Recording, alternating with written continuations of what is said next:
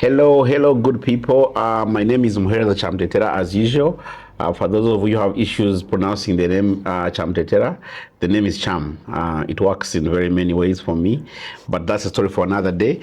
And today, on our feature, that looks at women who are working in the various fields, trying to fix Uganda, where we look at, of course, through the economy, social, and basically all the walks of life. Today with me on our show, Women Fixing Uganda, we have with us Kabajwara. And I don't want to open the envelope. I'll let it open herself. Maybe you could start by telling us, who is Kabajwara? Thank you, Cham. So since you call yourself Cham, should I also call myself Cabs? Well, either way, what works for you? Yes. Well, I like to describe myself as a nation builder. Okay. And I focus on building trust and integrity in Uganda's tax system, which I believe is a very important tool for raising revenue. And when you build trust and integrity into the system, you make it sustainable for the long term and for financing the needs of the government. Mm-hmm. And in doing that, I am guided, one, by my faith. My faith in God is paramount. Two, by my values. Mm-hmm. I call my values AIRE. You know the Jamaican AIRE? AIRE but based. this time with an AIRE. First is accountability, integrity, responsibility, and excellence. When I'm able to use that kaleidoscope of values in delivering what I do, then I feel AIRE. Mm-hmm. Yes. Okay, you have some kind of heights. Eh? Oh, interesting. You mentioned something about the tax tribunal. I mean, most of us we know the courts best. So and so has taken my money. I take it to the commercial court, and maybe for starters, you tell us about the tribunal, what it does, and how different it is from the courts ordinarily, and how do people get to use? Basically, how do people come to you? Okay, thank you, Cham. So the Tax Appeals Tribunal is a government institution, mm-hmm. and our role is to resolve disputes between taxpayers and the Uganda Revenue Authority. Mm-hmm. So the mandate of the Uganda Revenue Authority is to collect and administer taxes in this nation. But of course, in doing that, they are bound to conflict with taxpayers because they have different interests. URA's interest is to maximize tax collection. The taxpayer's interest is to minimize tax paid. Mm-hmm. So ultimately, they're going to have conflicts. Mm-hmm. And when they conflict and don't agree either on an assessment or on how URA has collected or how they have enforced, maybe there's a warrant of distress, they come to the tribunal, the taxpayer comes to the tribunal to help resolve that dispute. In terms of the court system, we are a court of first instance in all tax matters, meaning if you have a tax dispute, you don't go to the High Court, you don't go to any other court, you come first to the Tax Appeals Tribunal. The setting in the Tax Appeals Tribunal is informal. Mm-hmm. It is not as legalistic as you'd find in the High Court. We usually encourage both taxpayers and the Revenue Authority to come and represent themselves as they are. We encourage taxpayers, you don't need a lawyer, you don't need an accountant, because on the Tax Appeals Tribunal, you already have lawyers. You have accountants, you have business people. So we're able to guide you through the process. Just come and tell us a story, we listen to you, and then we guide you appropriately. We have a team of mediators that will sit down with you and the URA to try and dissect the dispute. And when that fails, mm-hmm. when everything has failed is when we proceed to litigation, mm-hmm. and that is handled by a panel of members, the Tax Appeals Tribunal. Each panel is made up of 3 experts mm-hmm. who entertain your matters, hear them, and resolve the dispute. Mm-hmm. So, okay, I didn't know that bit of it. You don't necessarily need a lawyer. So you're like Jesus, like you come as you are, and you say, this is my story, and this is what you said, and however I disagree, this is what I think, and then, we throw it up to you and you guys help. Yes, absolutely, because first of all, you have to understand the context in which we operate as a country. Mm-hmm. Our economy is largely an informal economy. Yes. comprised of small, medium enterprises that are family owned. These are the people, this is the kind of business that's driving the economy in Uganda. And some of them are not educated, some do not speak English, some are not, they may be educated, but they're not trained in taxation, they're not trained in accounting, in the law. So we try to create an environment, or we create an environment that is open to all. So if you come to the tribunal and you tell us, I had a matter the other day, and the taxpayer told us, I only speak Ruchiga. Now, the panel handling the case, none of us could speak. I speak Rutoro, but none of us could speak Ruchiga, so we had to get an interpreter. About a month ago, we had 2 months ago, another dispute where the lady says, I only speak Luganda. Now, Luganda is a business language. So I spoke my broken Luganda. Luckily, I had a panelist who could speak fluent Luganda. And we had the matter in Luganda. So that is how flexible it is when you come to a tribunal. And adopting this flexible approach has really helped us increase the number of disputes we are resolving. The performance has greatly improved because we have relaxed the rules and the regulations to allow people access justice. Okay, so and looking at the way how Ugandans start their businesses, you wake up, you have your 1 million shillings, and somehow you start business, and initially your worry is the clients getting the business in. Then you reach a certain point, then now of course you have your AIRE, they begin seeing you, of course once you start invoicing, they see you and they come to you, and there's a lot of people I believe who have a lot of skeletons in the closet, and they are scared on how do I start this whole thing, how do I go to your AIRE and confess, and what's going to happen to me. So what kind of message would you be able to send to them, and in terms of how you can be of assistance? We do get several of such cases, but usually it's at the tail end after URA has audited them, has raised assessments, and you see that business is struggling to comply or to pay the taxes because the amounts have accumulated over the years. The first thing I tell taxpayers and the public really is that however small your business is, it cannot scale or grow when you're not compliant. Eventually, the URA will get you. So from the very word go, begin to build compliance into your business. If you don't have money to hire a full-time accountant, you can outsource one. And in Uganda and in Africa generally, we come from extended families. So sometimes you have to go and hire someone from a fancy accounting firm, or you have a relative who knows accounting. Consult them, let them come and help you put your books in order. But also there are several accountants out there these days. It's not as expensive as it used to be. Someone to check your books, to check your records, and ensure that they're in order. But secondly also, keep proper books. And keeping proper books doesn't need an accountant. If you're purchasing goods and services, get the receipt. File it, get a box file, and save it. These days, everything is digital. Everyone has a phone, has a computer. Take a picture of the receipt and save it somewhere on your phone. Save it on your computer in a folder. It just requires you to be intentional about your business because this is a risk. Tax is a risk, and non-compliance is a big risk. You need to deal with that from the word onset. And we've seen several big taxpayers. They started small, Ugandan businesses. They grew. They didn't take tax seriously, and then they end up with an assessment in billions of shillings. They say, "Now, Madam Chairperson, nyamba, nyamba, Chairperson, nyamba, but I can't help you. It's too late." So, always build in tax risk management, build in tax compliance in your business from the word go.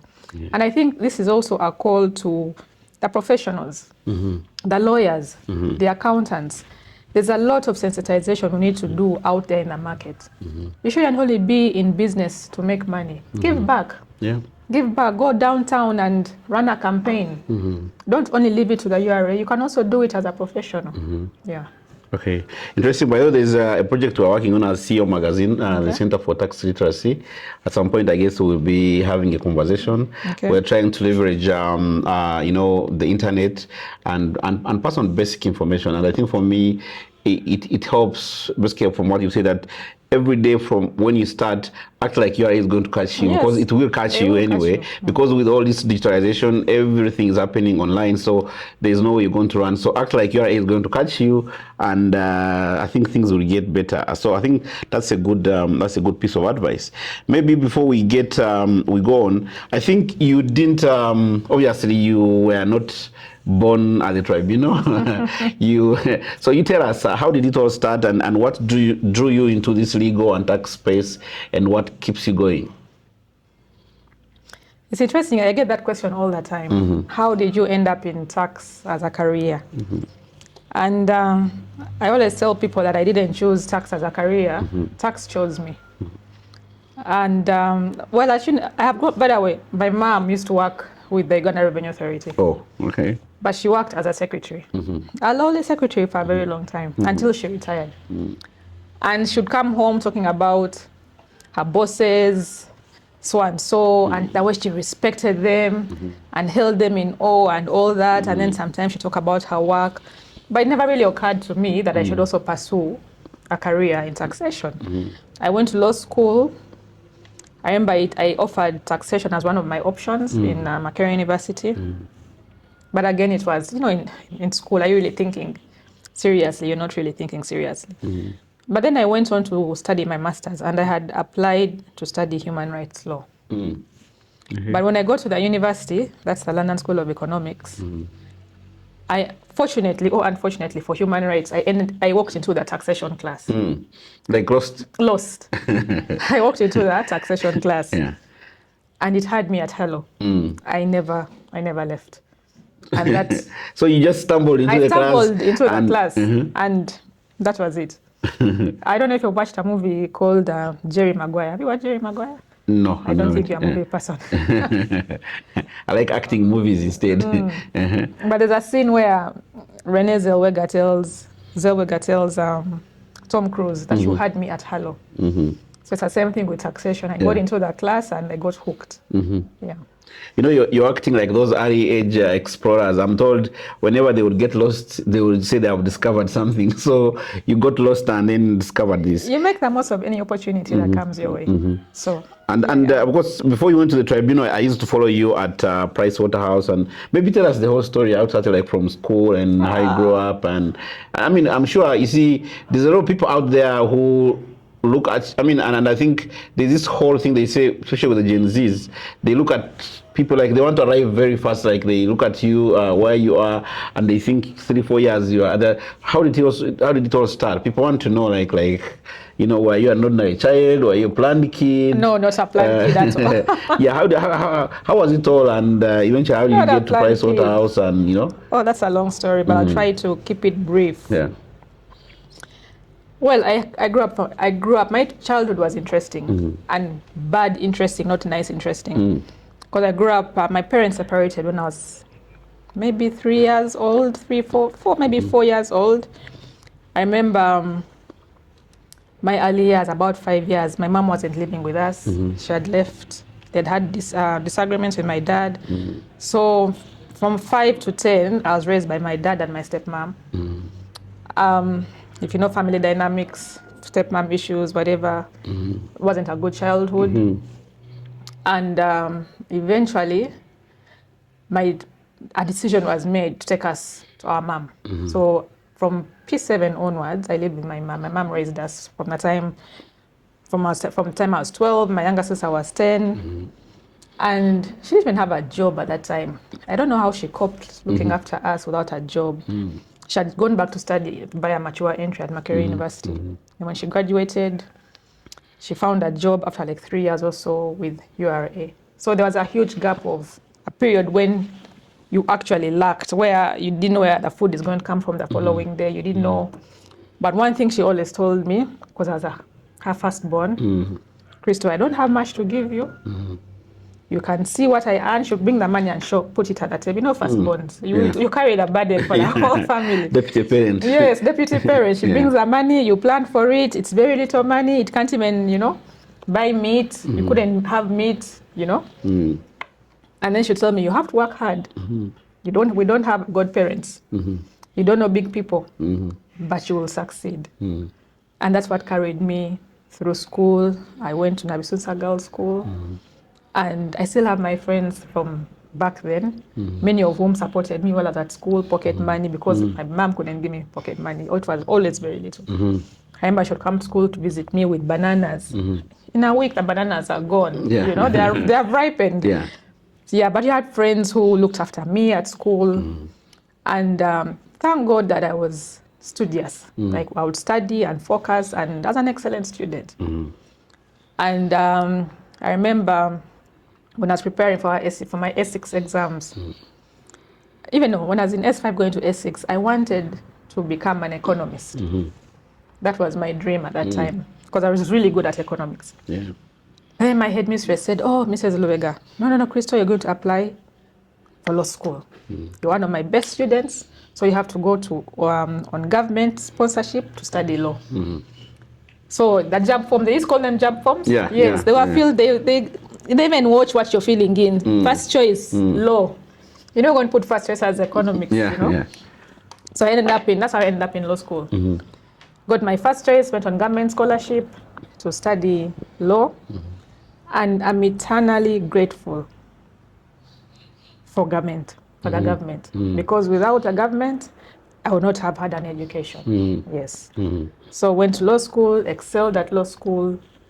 I was on Dean's list. I had no choice, because the options were clear. You either excel or you look for godfathers. Yeah. I didn't have godfathers. I only know God the Father. I don't know godfathers.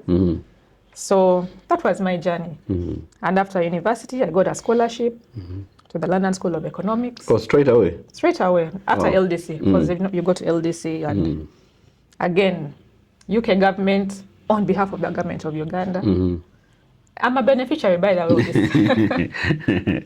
a real beneficiary of. It's now called UPE. Okay, it's UPE. I don't know if yeah, then there's USE. USE. And then, of course, there's UUE has always been there. I'm a proper beneficiary of UUE. Yeah? UUE. Yes.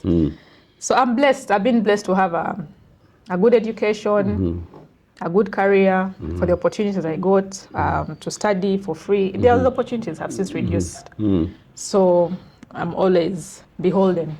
Okay. Yeah. And then joining PwC, I mean, I'm sure PwC was one of the golden employers. I mean, it still is. Getting there, was it also still good?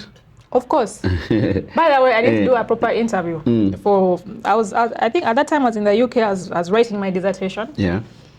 And of course, when you're writing a dissertation, you need, you carry out research. And I remember my dissertation was on the use of it's a mouthful, the use of multilateral international tax treaties as an effective tool of something. So I came across articles written by a gentleman called Francis Kamlege. And I read his articles. I'm like, okay, this is a good source of information. I looked him up. I sent him an email, because his articles used to have his email address. Yes. Sent him an email, introduced myself as a student, writing carrying out research. And he agreed to have an interview with me. I spoke to him over the phone. Yeah. And then he asked me that big question. So what do you plan to do after you complete your studies? And I was like, I don't know. I don't know. Not yet, haven't really thought about it. And he asked me, would you like to join PwC? And I was like, yeah, I could give it some thought. Fast forward, he had sent someone to speak to me directly. I don't know if it was an interview, because it was more like a conversation. In London? Yes, sent someone in London to look me up, and we have a conversation. Next thing, I had an offer letter. Oh. Bad money, terrible money, 800,000 shillings only. But which year was this? 2007. Oh, that was too little money. It was little money, I know. Yeah. I was like, what? I think people pay this little money, but I've never regretted it. Yes.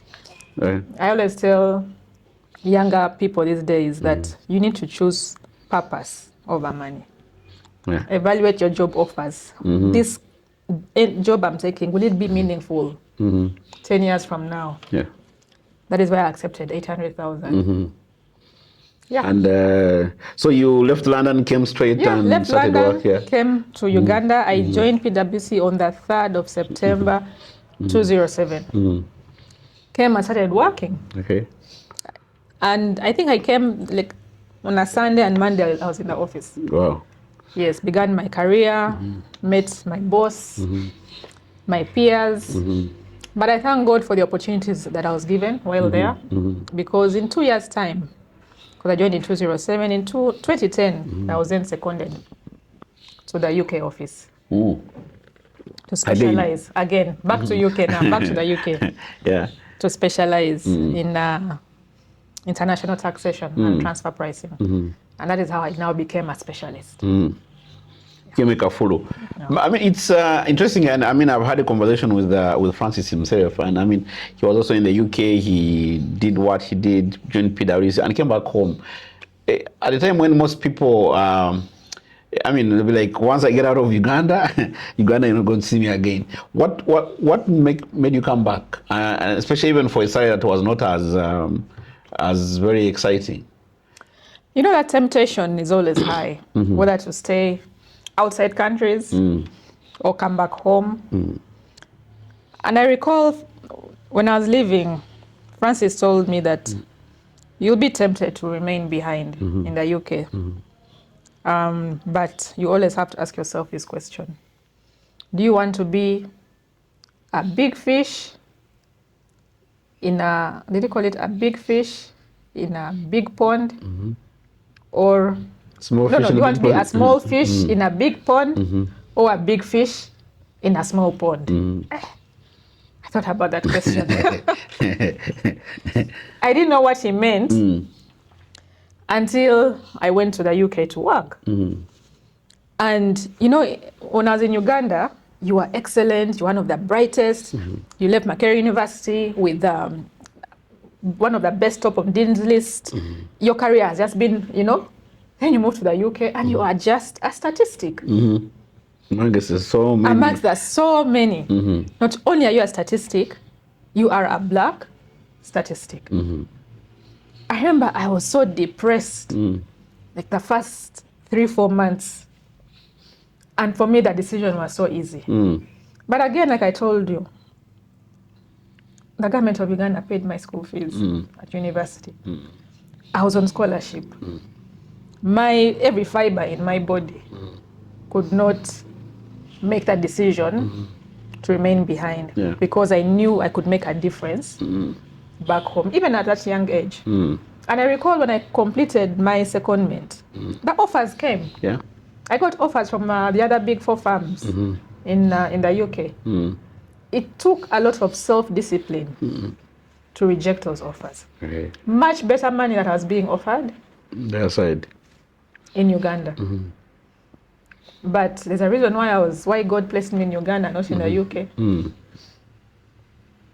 It's to serve my country. The UK has its people who are serving it. Yeah, I hear you. Enough of them. I hear you. Yeah. And looking back through your experiences and how you're able to make it, I could say, against all the odds. And at least now when you sit back and look back, do you believe this background has a way it has shaped you to become the person you are today? Absolutely. Absolutely. My mom was a low-income earner. Yeah. She was just a secretary. Earning about 400, 500,000. She had 3 mouths to feed and several dependents. But I never saw her complain about her job. I never heard her complain about her income. She woke up every morning, whether it was raining, hailstorm, whether it was lightning, whether it was shining like I don't know what, she went to work, climbed a taxi, and went to work. Every day. Every day. No complaints. She'd come back home, tell us about her day, tell us about her bosses. Her bosses were always wonderful for some reason. They're always wonderful. Not a single complaint. She served with dignity and compassion, and you know, she gave it her all. So having that as a role model, that you can serve. You don't have money is not. By the way, I'm not motivated by money. Money does not motivate me at all because of how I've been raised. So for me, that has impacted how I serve, the decisions I make. Do I choose money over a better paying job, over a more purposeful job? What more can I do for my country? What more can I do for my family? What more can I do? Our home was always full of relatives, yet we had little. And in Nutoro we say that it's omtima. If your heart is, it's not your heart which, it's not the house which is small. It's either your heart which is small or big.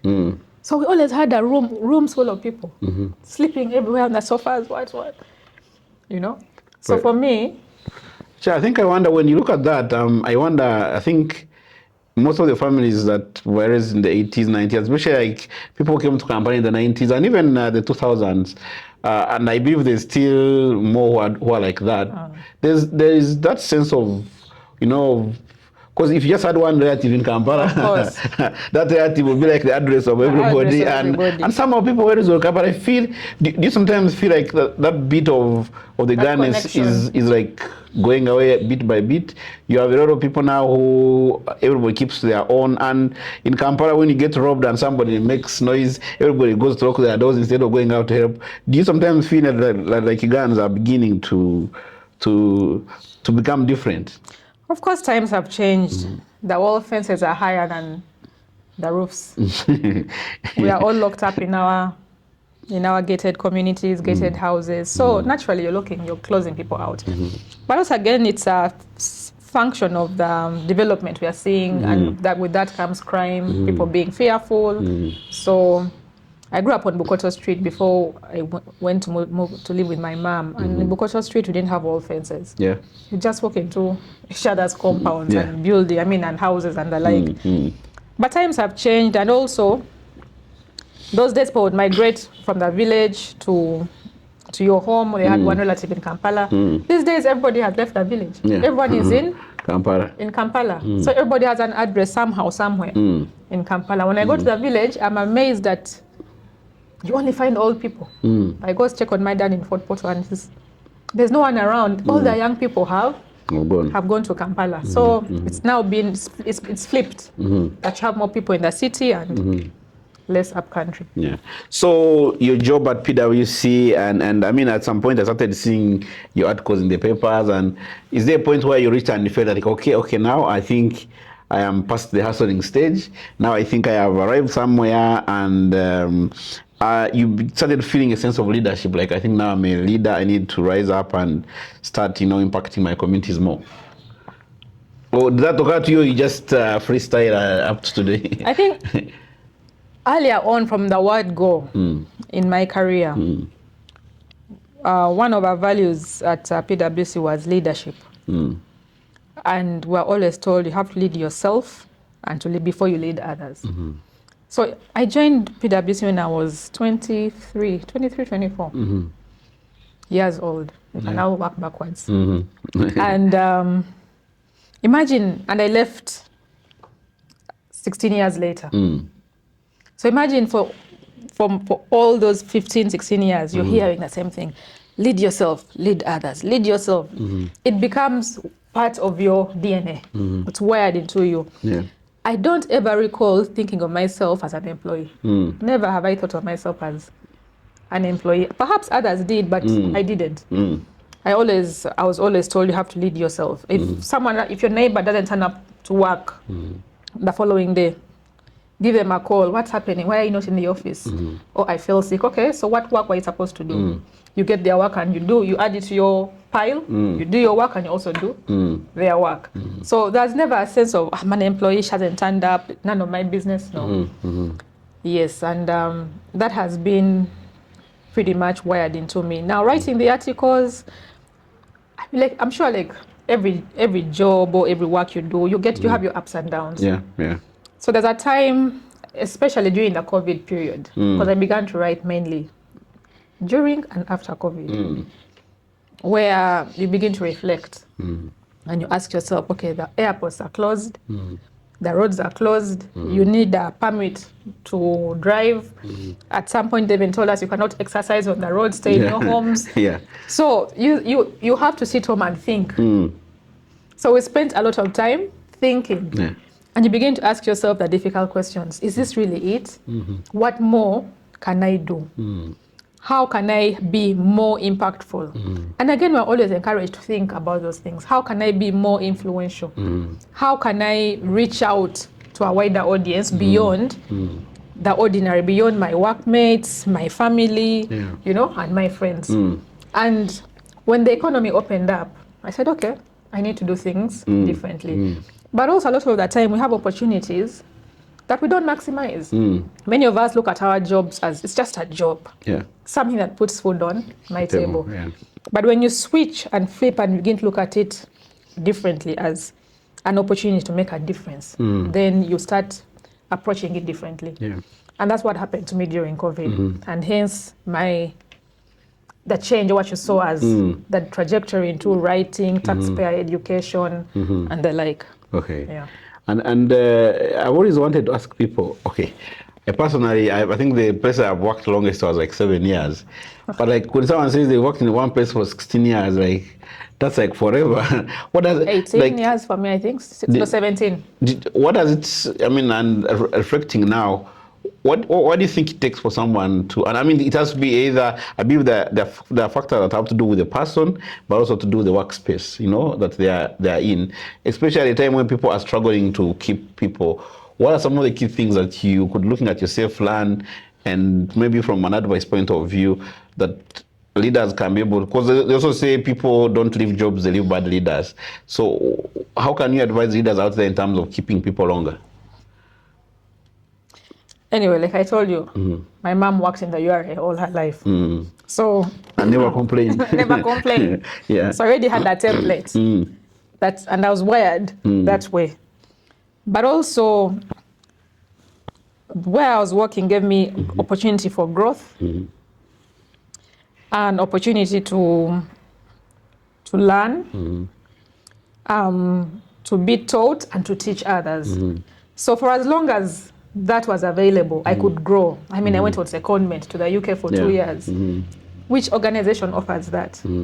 So whereas you could see it as continuous service, there were breaks in between. The 2 years I spent in the UK, I came back fully fired up, ready to change the organization based on what I had experienced, the other side, ready to implement that, So it wasn't really continuous. But for me, it's the opportunities that the workplace offered me, where you had people encouraging you, affirming you, challenging you, but also the tax field is dynamic. And honestly, PwC is one of the great firms to learn taxation. And it offered me a brilliant career. And there was no reason for me to complain. I took it and I made the most of it. Interesting. So I agree with you. The point. Let's talk about the transition, being able to move from the private sector, and you see there's private sector, but also there's the private international sector, and now moving to government. I'm sure it was like, yes, it's in the same country, Uganda, but it must have been like two worlds.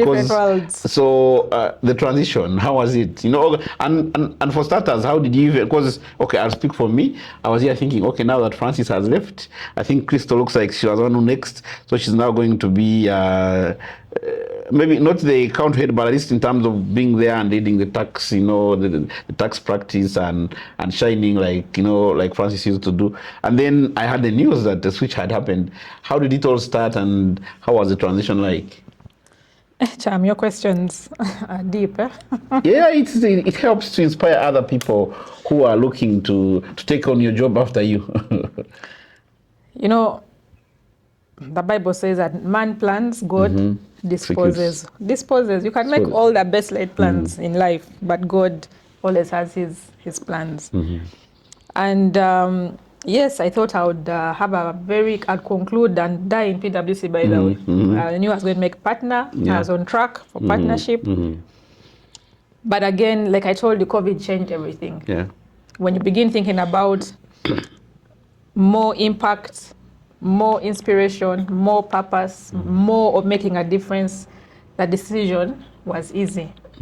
And I didn't leave PwC because I was disgruntled or I was tired or no, it wasn't that.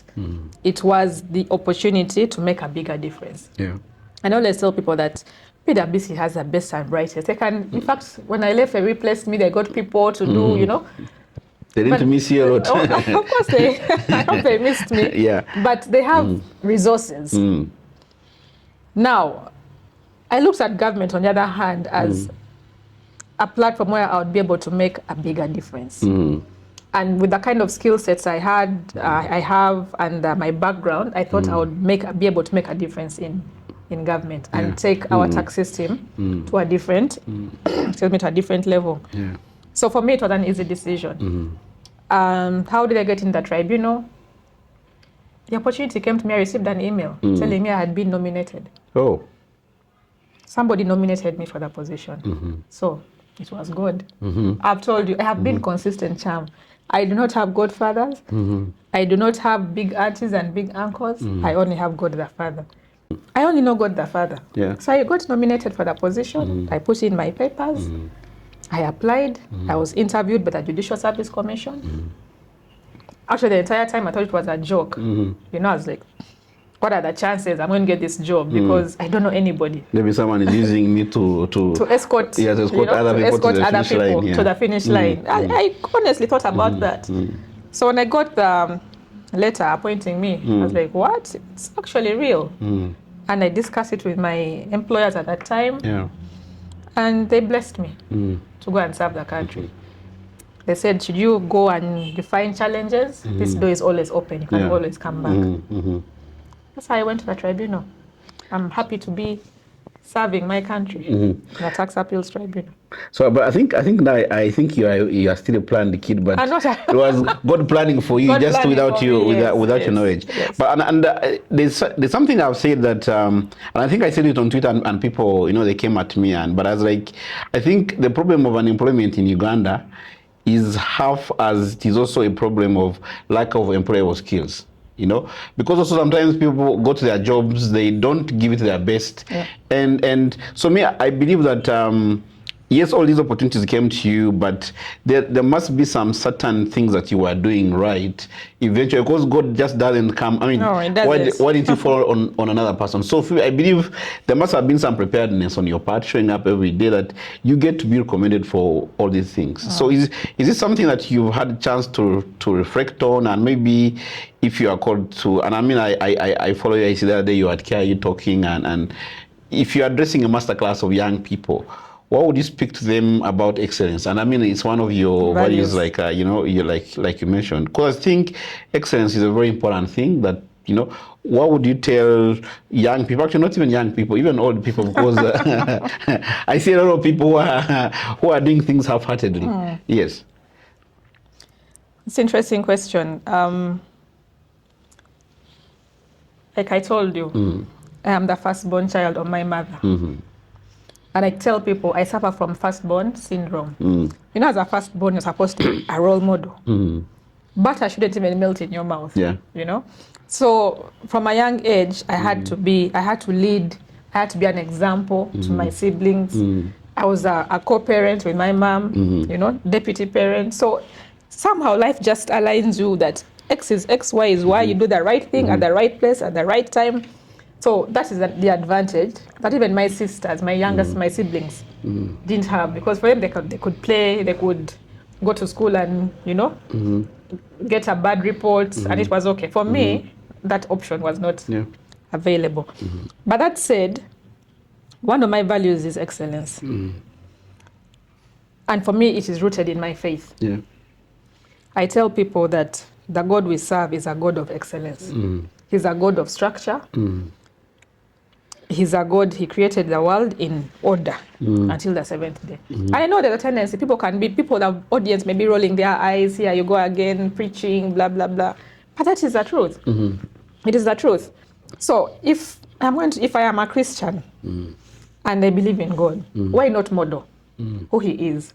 So if he has called us to be excellent, don't go for shortcuts. When I joined government, one of the pieces of advice I keep getting is, Crystal, don't overperform. When you overperform in government, you won't get money. Or you'll be, then people ask me, Ofachi. Ofachi. Yeah.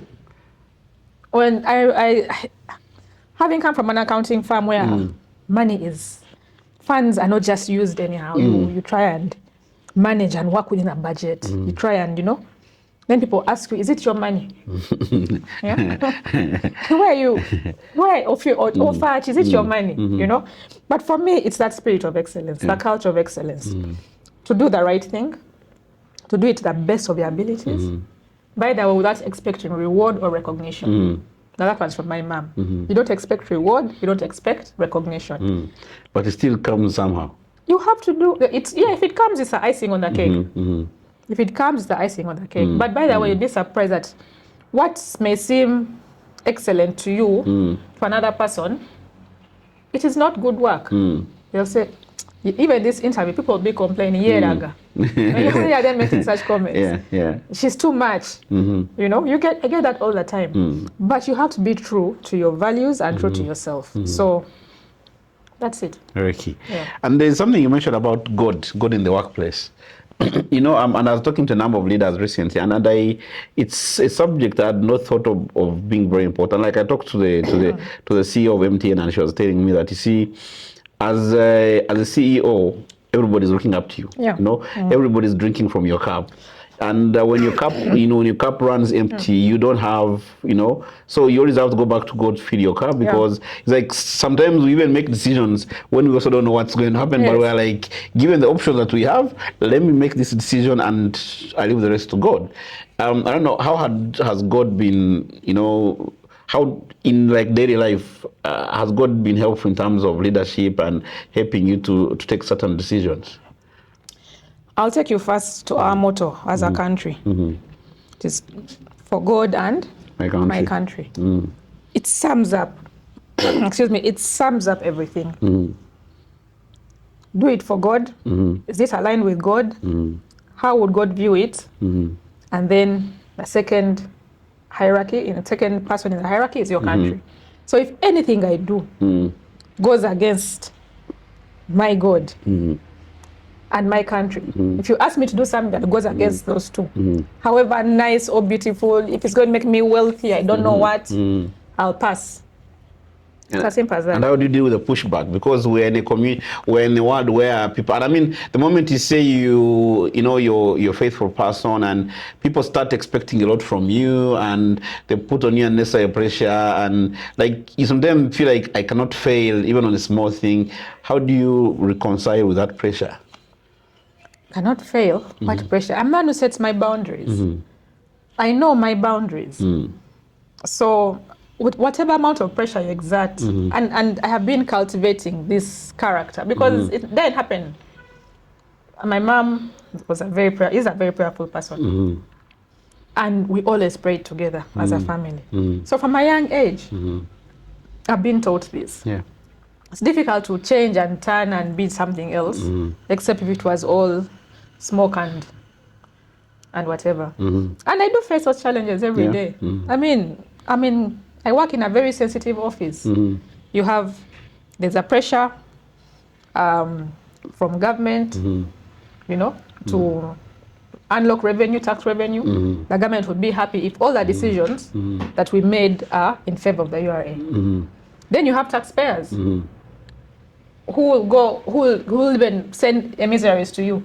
Chairperson, do you think we can facilitate this process? Those pressures are there. But if you're not grounded in God and you don't have a value system, you'll buckle under that pressure. And for me, it is a daily exercise.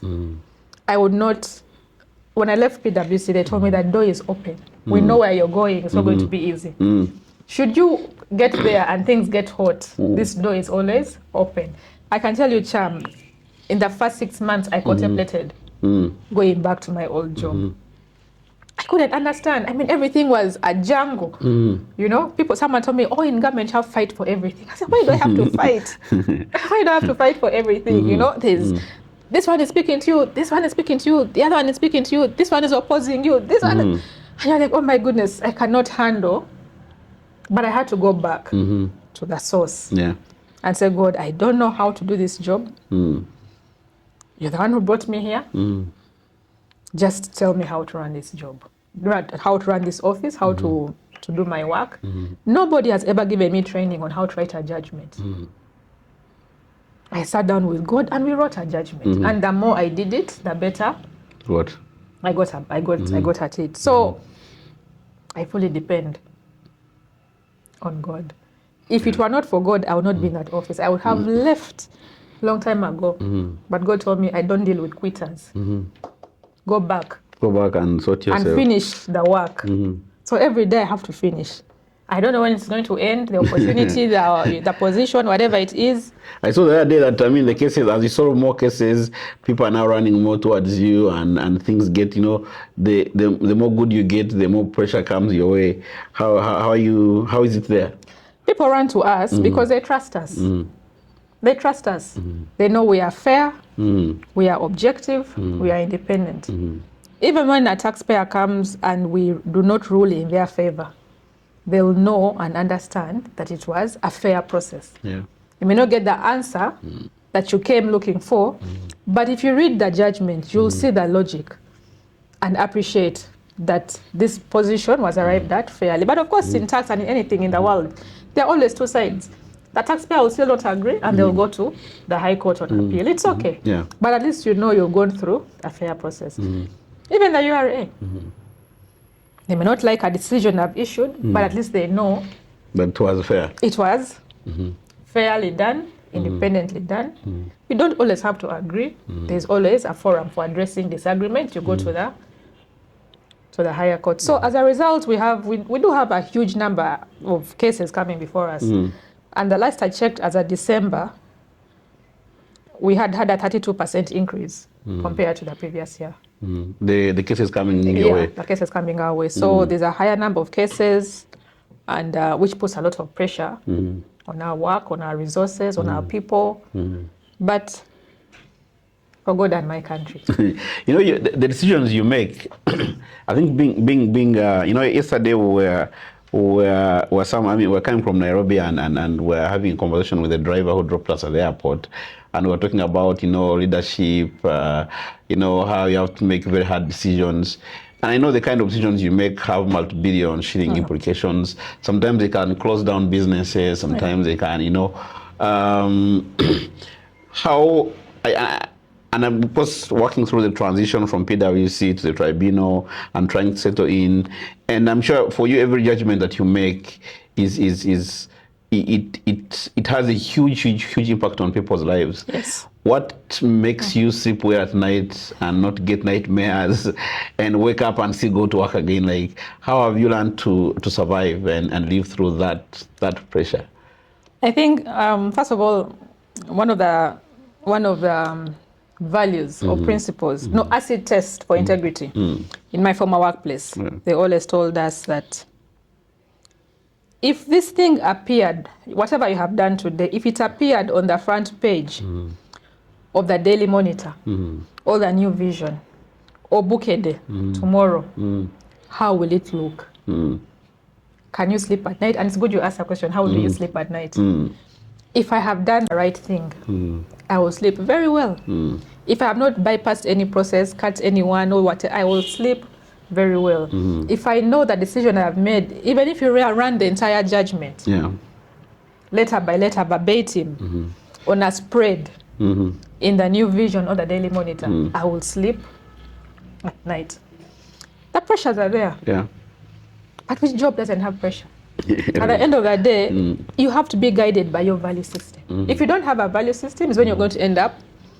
And by the way, having a value system of values, it makes you enemies. Yeah. I didn't have enemies until I joined government.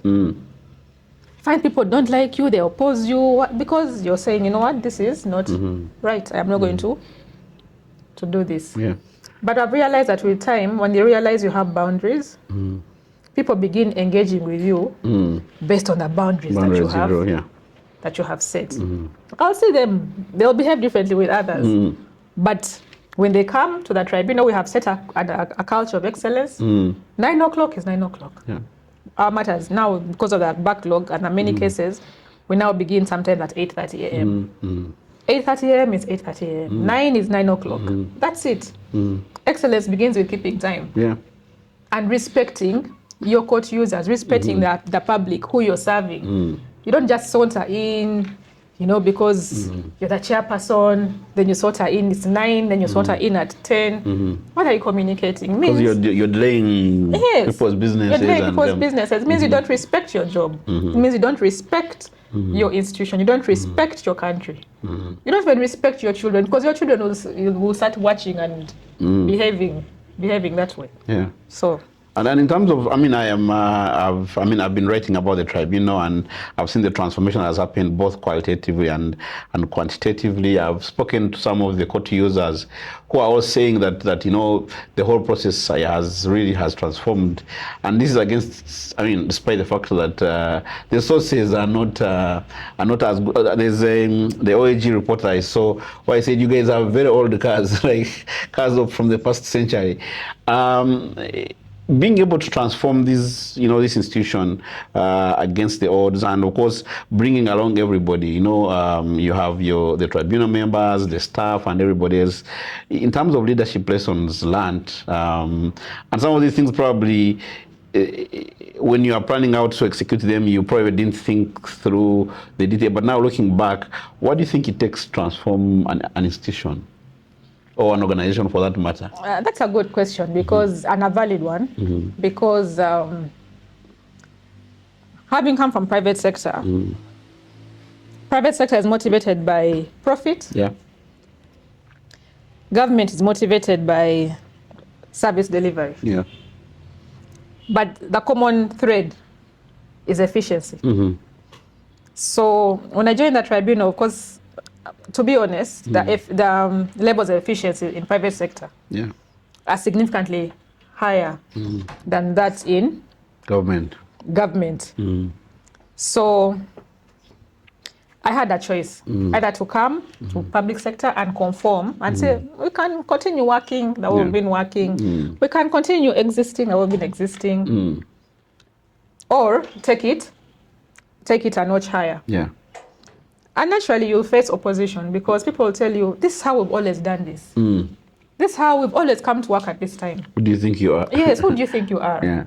This is the way government works. And I said, but why can't we change how government works? Why can't we be more efficient? Because you see now, the Tax Appeals Tribunal sits at the interface of government business and private business. Yeah. You must act like a business. You can't afford to act like some government agency that is existing to, I don't know, just existing. So from day one, how to transform, it was difficult, but it was really challenging, transforming and getting people aligned naturally. I really struggled. Maybe my first approach was, get people on board, do this, do that, but then I realized it wasn't working. Pushing, I'm a pusher. Pushing people. Yeah. I had to change tact. I had to sell my vision to my team. This is what I want us to do. This is how I see us. We are nation builders. Every decision we make, you're either potentially closing down a business, or you're collecting money for government that's going to do X, Y, and Z, build a hospital, build a school.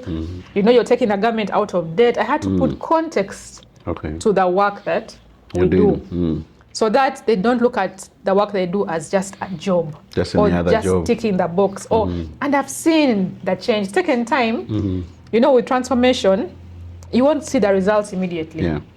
It's the medium and long term. And I began to see the change. As in, I was speaking to a colleague of mine, we were laughing about it, and I was telling her, when I used to call you over the weekend, when I just joined, you used to quarrel. You're calling me over the weekend, I don't work over the weekend. You don't. Now I call her over the weekend, and she's like, how may I be of help? That's the change when people buy into your vision, when people see purpose. Yeah. When I came, people would complain, oh, we don't earn enough money, the money is little, this. I no longer hear complaints about money, because people have bought into their purpose, the why they are working, the difference they are making, how they are being impactful. Yeah. And that has completely changed the organization. Okay, interesting. Okay, there's something interesting. There's a common theme that maybe there's one word that you mentioned. Okay, actually one or two words that you mentioned a lot, and that's God and my mother a lot. So, I mean, besides God and your mother, okay, you can still mention them if you like. What would you say have been some of the biggest influences, especially people, in your life thus far? Okay. Yeah. Apart from God and my mother. No, you can still reemphasize them, but also No, look it's through okay. and yeah. I've been, of course, like you mentioned earlier, I've only worked with one organization before I joined the Tax Appeals Tribunal. Yeah. And the gentleman I said who recruited me was Francis Kamblegea. And he was my boss until he retired. And he's had a huge impact. It's been a huge impact and influence on my career. One, technically, he taught me pretty much all the tax that I know. But also he encouraged, and by the way, in the tax team, it was always Francis and perhaps 10 women and 1 or 2 guys. So he was surrounded by women. And he always told us to aspire for more, to reach for the skies. Do not limit yourself. Speak your mind, speak up. He created an environment of trust, of achievement, of celebrating achievement. He pushed us. He was a role model. He said, do as I do, not do as I say. So he really influenced my outlook. He taught me leadership just by looking and following him. You'd go with him for meetings, says, Crystal, come along, we have this meeting. And then he'll tell you that, by the way, I've not called you to come as a secretary, you're not coming to write notes. You're the one leading the meeting. And you're like, but you're telling me this as we are walking to the meeting. So he made you think on your feet. He would get you into the room, you begin sweating plasma because you haven't prepared, and he would let you make all the mistakes. Then he would come in and lead the meeting, and he'd be like, why did you do that to me? Yeah. But we learned on the job. He taught us. He sponsored my career. He said, go to the UK, do this, come back. He's always been available. So for me, I've been blessed to have a good mentor like him. So he was a big influence on my career. And I've worked with all kinds of people in the UK, in Kenya. There's a gentleman called Titus Mukora who also taught me all I needed to know in transfer pricing. He gave me my opportunity, my first break at the time when transfer pricing was not known in Uganda. That was in 2008. We had a project, one of our big multinationals, and he came to Uganda. He was from Kenya to lead that project, and he said, who wants to go with me? I put up my hand. And he took me along, and that's how I began practicing transfer pricing before it was known in Uganda.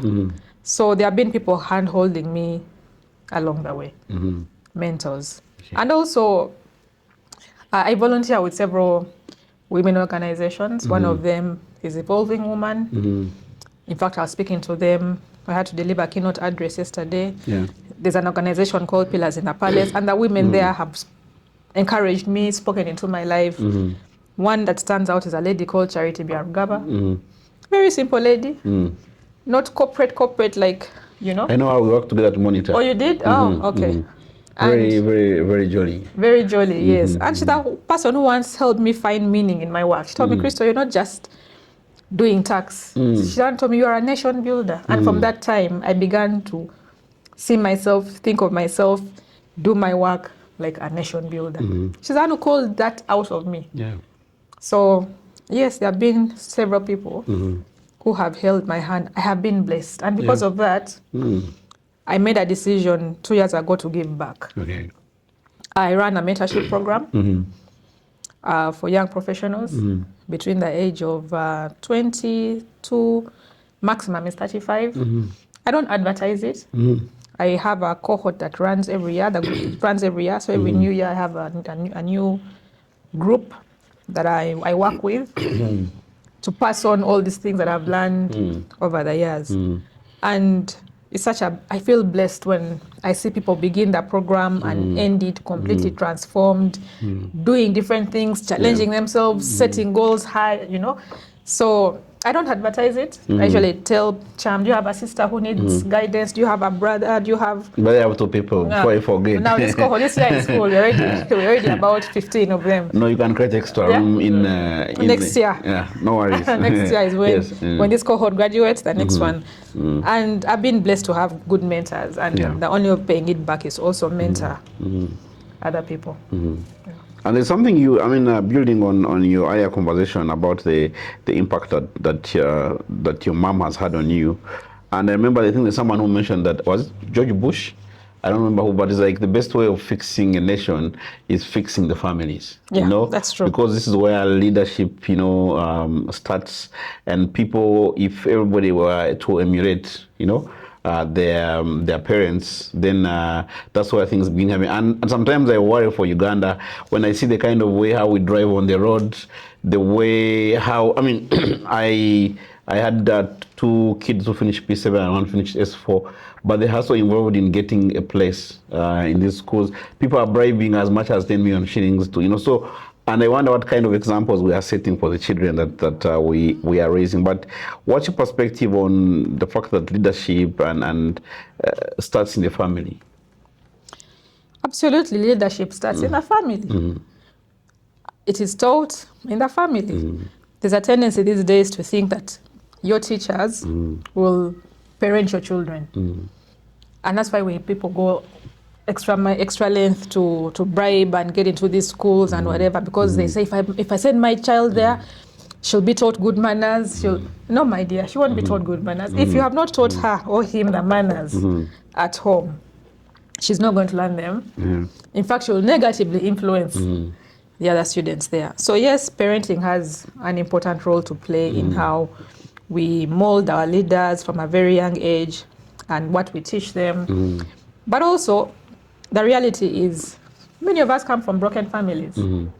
I came from a broken family, a dysfunctional family. My dad had not just one wife, he had 3 wives. And big family, there's conflict, there's intrigue, there is, there's a lot. And it's very, you find that you end up picking some of those habits into your adulthood. Yeah. It shapes how you think. If you've been in a conflict-ridden environment, then you develop some preservation distrust mechanisms. Sometimes you become a compulsive liar. Did you see? I didn't do it. Only because you begin, and then you take that into your workplace, into adulthood. You're always passing the blame because it's something that originated from your childhood. And I think as an adult, you then have to you have to self-assess yourself.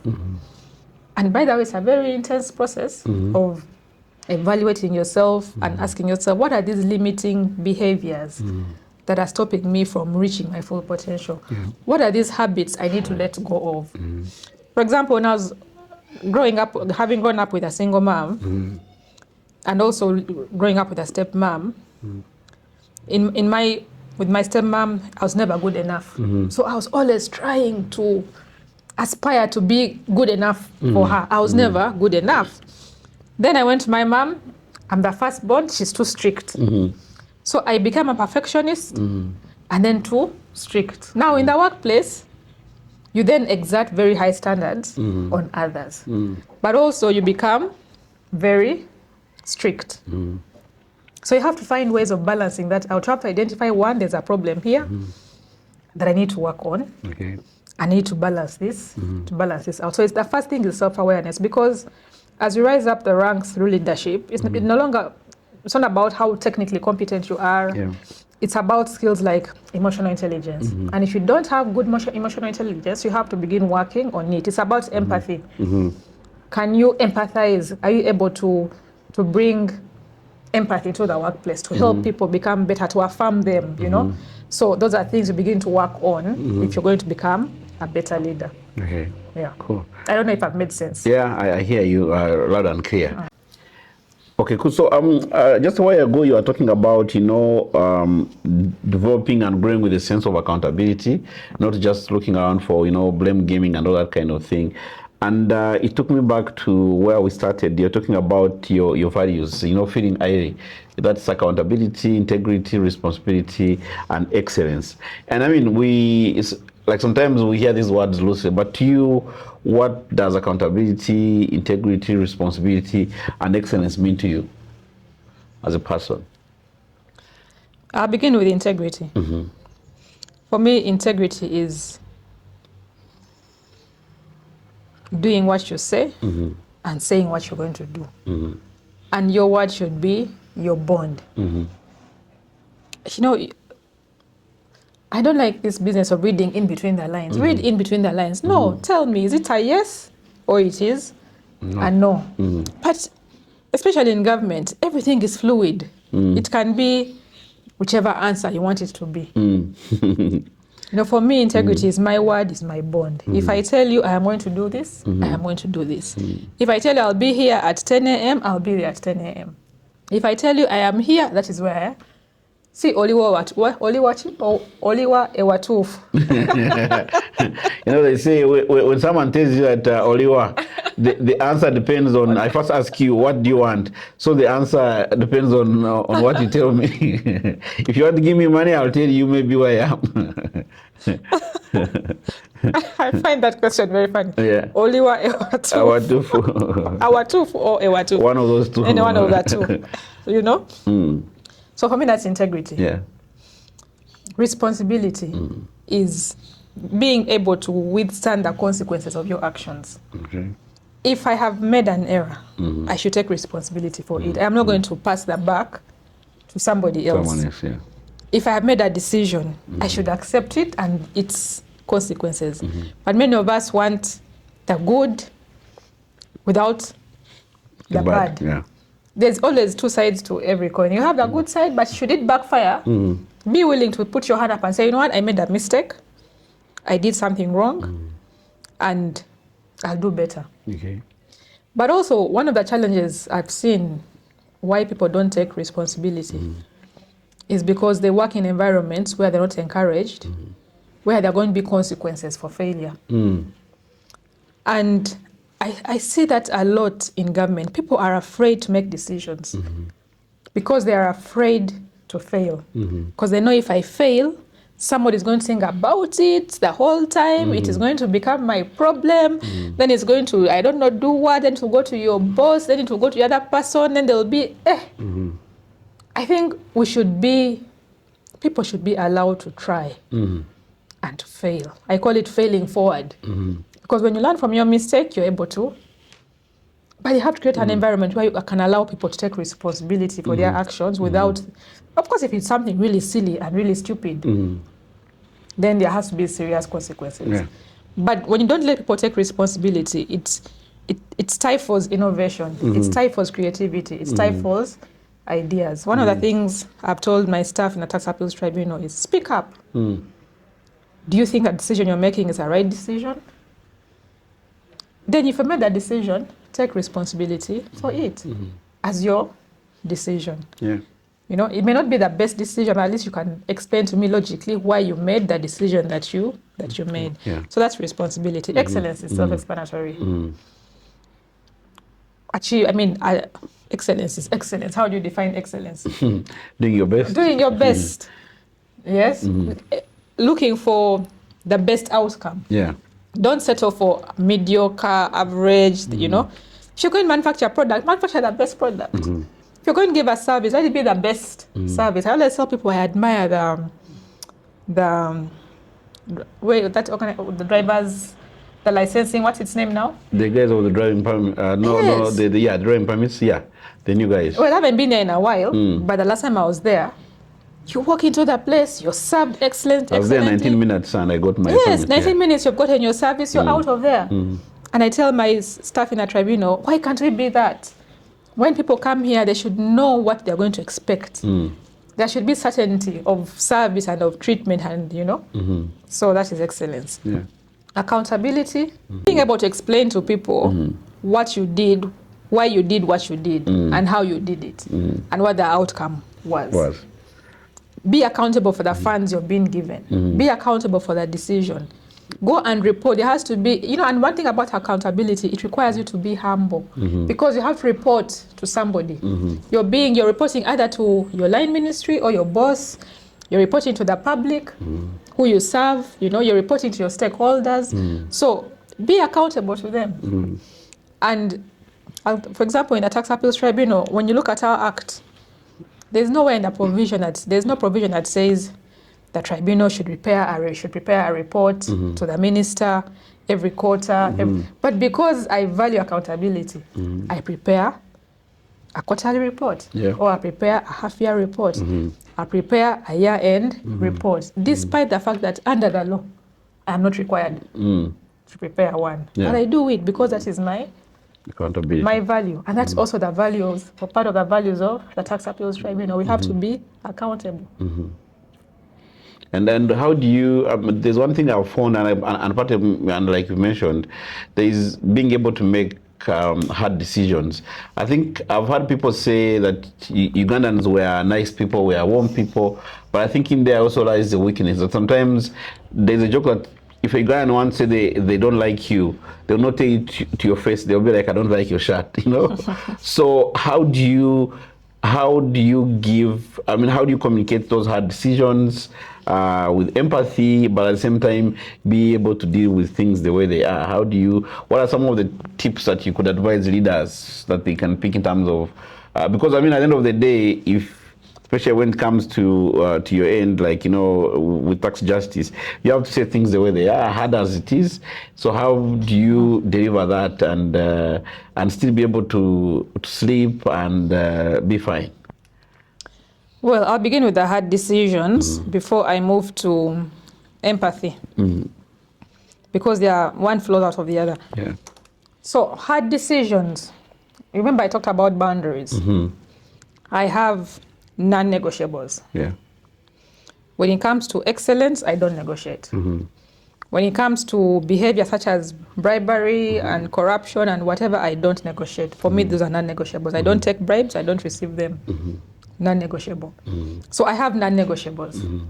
And on that, when it comes to abuse of process, you're a taxpayer, there's a clear process, you're keeping 2 books of account, you're bypassing this.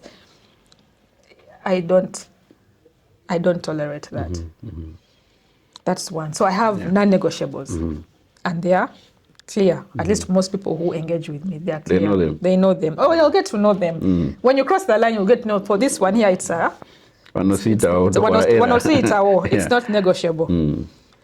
But then, especially in the work we do in resolving tax disputes, advocating for tax justice, and by advocating for tax justice, it's not only for taxpayers, it's also for government.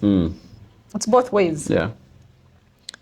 On that, I always like to look at the context. Like I told you, the context in which you operate as a country. And you have, like I told you earlier, an economy that is primarily informal. Small, medium enterprises, family-run businesses. The big multinationals, maybe they are 20% of the economy, where you expect documentation to be kept. They're hiring accountants, they've hired lawyers, they've hired tax experts. They even have, these days you find they have in laboratories to test their products, and they have it all. Yeah. But the majority of the businesses don't have those kind of services, skill sets, resources, financing, and the like. Yeah. So when this taxpayer comes before me, and he is Cham Limited, I have to look at him through that lens of Cham Limited. Regardless of what the law says, you should have document X, document Y, it should look like this, it should be like that. I look at this taxpayer in light of our context as Uganda. So whereas the law requires me to treat them like MTN or like, I don't know, which other big multinationals do we have? Stanbic. Like banks, Stanbic, or like what? This is Cham Limited. Probably he stopped in S4. They don't have a board of directors. They've just gotten a loan, a family friend lent them money to start the business. So if your family friend, are you going to say, let's sign this loan agreement? Are you going to tell your father, But let's sign here and let's sign a loan agreement. You're not going to. So I have to be flexible and adapt the law to our local circumstances. Because fairness is not about applying the law in its strict sense. Fairness is adapting the law to the facts and circumstances of this country in which we're living in. So for me, that is my empathy towards taxpayers. Whereas in one hand, the law will require me to get out a big stick because you didn't come with this document called a loan agreement, because you didn't come with this document called I don't know what, I'm going to throw you out. I said, no. Let's look at the business. Let's look at any other information that can help us resolve this dispute. So that is how I deal with taxpayers from an empathetic perspective. Okay. But should you come, you want my empathy, but you're the same person who has forged, I don't know what, the other side. Then you have also forged here. Then you have empathy zero. Empathy zero. Yeah. Because he who comes to us must come with clean hands. Yes. Okay. I don't know if that answers your question. You know, I hear you loud and clear. So basically you're saying that for people to expect to be treated in a certain way, they also need to be doing certain things. Otherwise you just can't come and do all the bad things you've done and still, you know. So, and I think looking at the tribunal again, I mean, it's come from quite some place, but I'm sure it's not yet where it should be for it to be able to do its role the way it should. Looking at the next, say, like next 5 years, what are some of the things that you are working on that we can expect we as taxpayers and the users of the tribunal? One of government's key priorities is on digitalization. Okay. Because the country, I mean, the world globally is moving to e-commerce, e-economies, digital economies, and the like. Yeah. So even us as a tribunal, our focus is on digitization, to digitize our processes, our systems, our procedures, to get in line with the times and to ease service delivery, not just for ourselves, but also for the taxpayers and government. So right now we are in the middle of a digitization process. And we hope maybe by the end of next year, next financial year, it will be up and rolling. Yeah. And that will really simplify so many things for our court users, our tribunal users, taxpayers, URA. You don't have to come and file. You will not have to come and file your documents physically with us. There'll be an interface where you can file your documents, we receive them online, and we authenticate them without it being a physical exchange of paper. But even on our side as a tribunal, it will simplify our work, because that means I don't have to come home. You should see how I come home over the weekend. I carry a very big bag with lots of physical files to read, and I'll just need my computer to carry my computer, and then everything is there. So it will improve our service delivery. It will improve our turnaround time, which is good for business, because we want us to unlock that money that is held up in our court quickly to either back to URA as government revenue, or back to the taxpayer's business as working capital. Okay. Yeah. And I mean, it's good you talked about digitalization, and there's been a lot of talk around technology, AI, and how it's going to shape the way we do things. And I know from where you sit, you've probably seen how things have changed over the last 2 decades, and you're pretty, having these conversations with your other peers, both within, I saw that you're in a meeting of, I think, the Tax Appeals Tribunals of the world. When you're having all these conversations, how do you think that technology is going to change things, the way how things are done, the processes? And I'm asking this question especially for the people who are still in school and are studying, and how should they prepare themselves, or the lawyers who are just starting? What are some of the things do they need to start working on? Do they still have to, for example, start having to cram all those things, maybe so and so versus the other guy, and how is this whole thing, how is it changing? And for me, by extension, I'm also looking at as a parent, I'm also, when I see all these changes happening, I keep on saying, okay, what should I send my child to school to study? Should I actually be spending like 5 million shillings per term on a high school student? Yet maybe I should just buy them a drone and a camera and just say, you guys go and make money. And so I'm confused. What is the perspective? Of course, tech and AI are game changers. They are game changers, and we cannot run away from that. Yeah.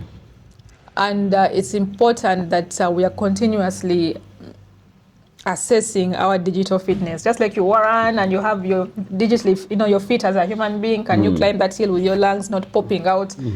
We also have to continuously assess our digital skills, and that requires learning, relearning, and unlearning. Now, unlearning, especially for the older generation. Yeah.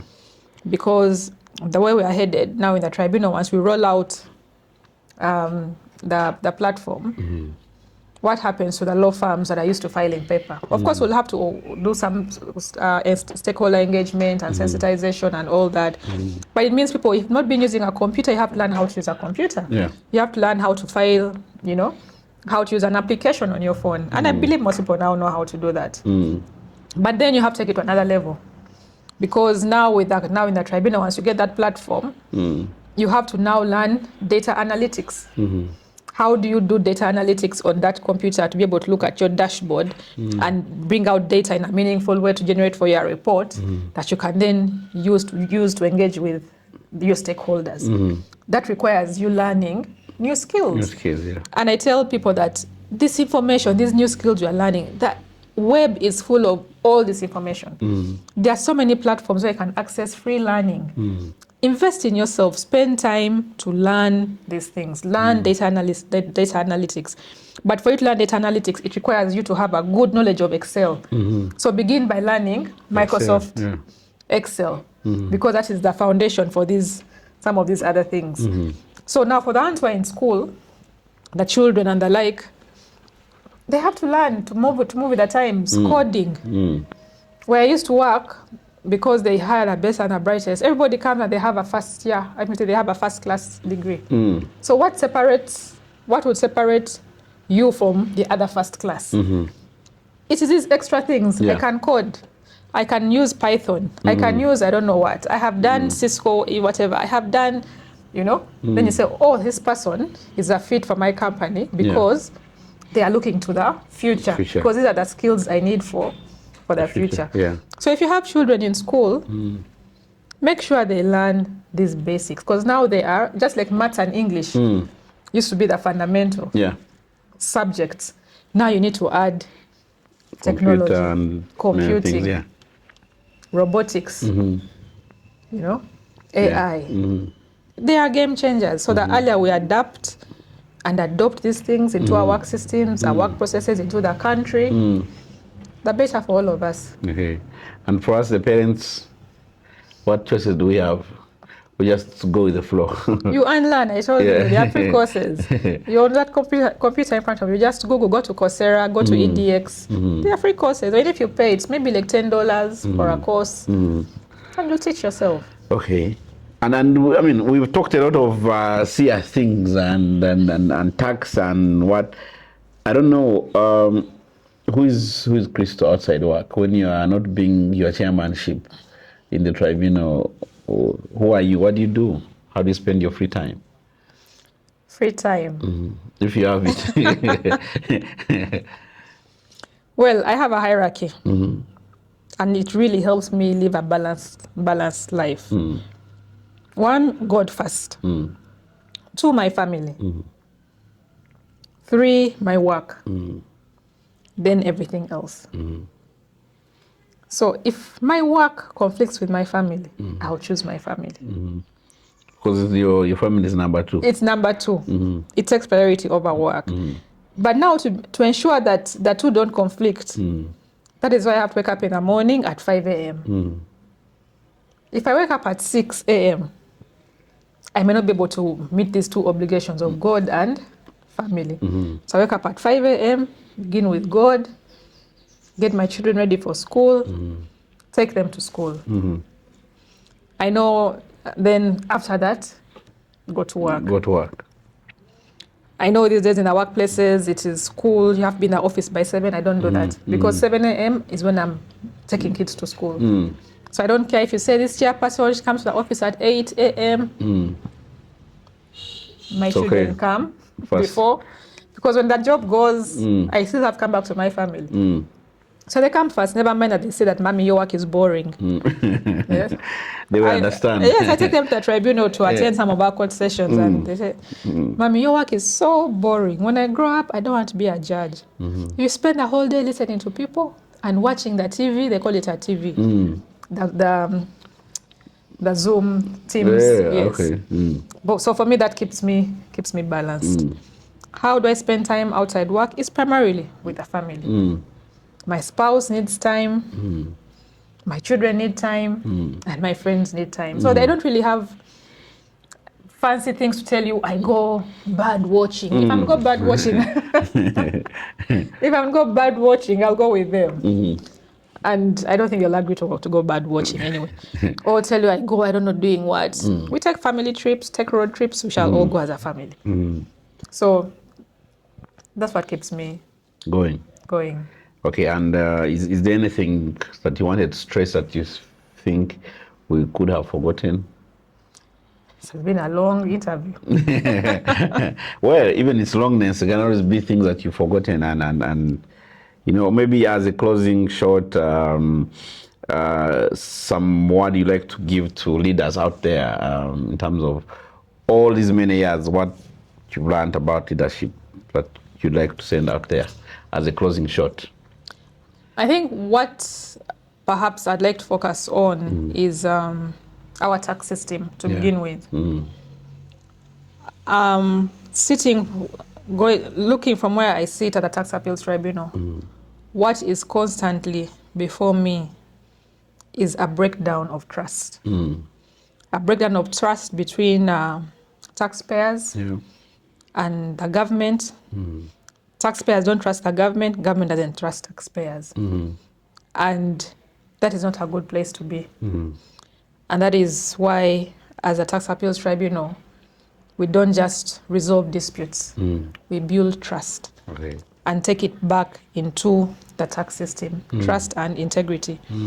Because you need a tax system that is sustainable, that will finance this nation for the long term. Our tax to GDP ratio is currently at 13.5%? Thereabouts. Our target is to move it to 18%. We are not going to move that needle to 18-20% if we have a trust deficit. So we need to build trust back into the tax system, which means we do the right thing. We apply our tax laws in the context of this nation, and that taxpayers are educated to carry out the obligations, but in a sustainable way. We must collect in a sustainable way. We must enforce our tax laws in a sustainable way. We shouldn't lose sight of our economic goals. We have very brilliant economic goals. The tenfold growth strategy to grow our economy from 50 billion to 500 billion. We have NDP 4 now. Talking about in agro-industrialization. For that tenfold growth, it's the ATMs, you know, tourism, agro-industrialization. All this has to be supported by a sustainable tax system. And because we sit at the interface as a Tax Appeals Tribunal of government and business, our duty is to bring the two together to a win-win position. And for me, that is very critical in ensuring that we have a sustainable tax system that can finance this country, take us out of debt for the long term. And for the leaders out there, many of us feel the pressures, and sometimes we are forced to compromise on our values, to fit in, to conform. And I think for the 2 years I've been leading, I make 2 years next month, by the way, the Tax Appeals Tribunal. My encouragement is that you don't have to, leadership is not a popularity contest. It's not a popularity contest. You have to do the right thing, to live and be guided by your values. but to also aspire to deliver value to the people that you serve, to the country in which we live, and for God ultimately. And that is why our motto is for God and my country. That should always be our guiding principle. Yes. All right. Cool. Thanks a lot. It's been great having you. I think a lot of things I learned. I think from today, whenever I'm in the club and they're playing I Feel AIRE, I will be feeling different from today. Yes, and I was great learning from you, and I hope we can continue having these conversations and sharing this knowledge that we have, because ultimately, like the theme for this International Women's Day is, give to gain. Yeah, give to gain. I think we all, if we don't let knowledge go around, I mean, we ultimately also get to suffer. Yes. Thank you very much. And viewers, please do follow us on the channels, whatever channels you're using to consume this platform, so that you don't miss the next episode that we'll be bringing you. And see you next time.